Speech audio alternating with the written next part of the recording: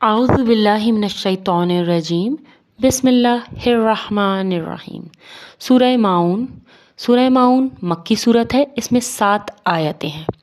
بسم اللہ الرحمن الرحیم، شروع اللہ کے نام سے جو بڑا مہربان اور نہایت رحم کرنے والا ہے۔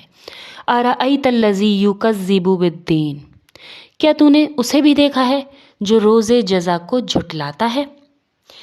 یہاں خطاب رسول اللہ صلی اللہ علیہ وآلہ وسلم سے ہے اور تعجب کا اظہار کیا گیا ہے، اور دین سے مراد آخرت کا روز ہے، حساب اور جزا اور سزا ہے۔ اور کیا تو اس شخص کو پہچانا جو روز جزا کو جھٹلاتا ہے؟ یہاں یہ سوال ہے کہ کیا وہ اس بات میں صحیح ہے یا غلط۔ آیت نمبر 2، فذالک الذی یدعو الیتیم، یہی وہ ہے جو یتیم کو دھکے دیتا ہے۔ یعنی کہ ایک تو وہ ہے جو بخیل ہے، دوسرا قیامت کا بھی منکر ہے۔ بھلا ایسا شخص یتیم کے ساتھ کیوں حسن سلوک کر سکتا ہے؟ یتیم کے ساتھ تو وہی شخص اچھا برتاؤ کرے گا نا کہ جس کے دل میں مال کے بجائے انسانی قدر اور اخلاقیات کی اہمیت ہوگی، اور دوسرے اسے اس بات کا بھی یقین ہوگا کہ بدلے میں مجھے قیامت والے دن اچھی جزا ملے گی۔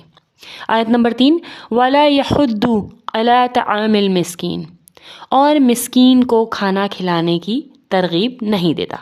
یہ کام بھی وہی کرے گا کہ جس میں وہ خوبیاں ہوں گی جو اوپر بیان کی گئی ہیں، ورنہ یہ یتیم کی طرح مسکین کو بھی دھکا ہی دے گا۔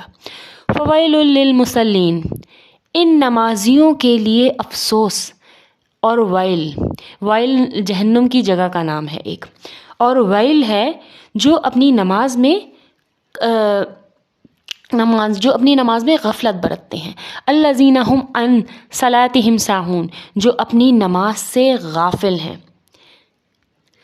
یہاں اس سے مراد وہ لوگ ہیں جو یا تو نماز پڑھتے ہی نہیں، یا پہلے پڑھتے رہے ہوں گے پھر سست ہو گئے، یا نماز کو اس کے مسنون وقت پر نہیں پڑھتے، جب جی چاہا پڑھ لیتے ہیں، یا تاخیر سے پڑھنے کو معمول بنا لیتے ہیں، یا پھر خشوع و خضوع کے ساتھ بھی نہیں پڑھتے۔ یہ سارے ہی مفہوم اس میں آ جاتے ہیں، اس لیے نماز میں ان تمام امور سے ان کوتاہیوں سے بچنا چاہیے۔ اور یہاں یہ بات بھی ہے کہ نماز میں ان کوتاہیوں سے مرتکب وہی لوگ ہوتے ہیں جو آخرت پر یقین نہیں رکھتے، اس لیے منافقین کی بھی ایک صفت بیان کی گئی ہے یہی۔ الذین هم یراؤون، جو ریاکاری کرتے ہیں، یعنی ایسے لوگوں کا یہ بھی طرز عمل ہوتا ہے کہ لوگوں کے ساتھ ہوئے تو نماز پڑھ لی، بصورت دیگر نماز پڑھنے کی ضرورت ہی نہیں سمجھتے، یعنی صرف نمود و نمائش اور ریاکاری کے لیے نماز پڑھتے ہیں۔ وَيَمْنَعُونَ الْمَاعُونَ، اور برتنے کی چیز روکتے ہیں۔